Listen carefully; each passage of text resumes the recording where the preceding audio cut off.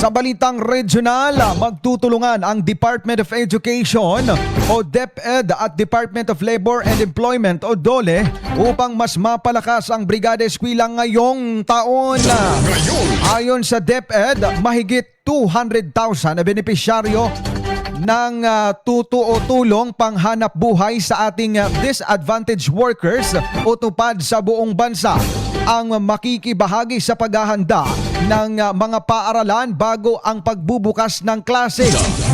Sa Eastern Visayas, nasa 10,000 tupad beneficiaries ang inaasahang tutulong sa iba't ibang paaralan sa rehiyon.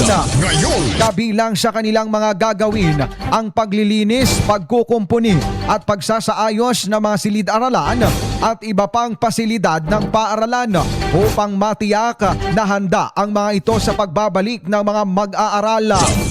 Ayon kay DepEd Regional Office 8 Information Officer Jasmina Calzita, may ilan ding mga benepisyaryo at volunteers na magbibigay ng mga kagamitan at supply na magagamit sa mga paaralan at silid-aralan.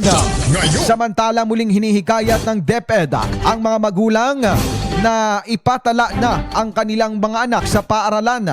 Nilinaw ng ahensya na patuloy silang tatanggap ng mga mag-aaral kahit nagsimula ng klase hanggat hindi pa isinasara ng DepEd Central Office ang enrollment system. Ang Brigada Eskwela ay taunang programa ng DepEd na naglalayong ihanda ang mga paaralan sa pamamagitan ng pagtutulungan ng mga guro, magulang, estudyante at iba pang sektor ng komunidad bago ang pasukan.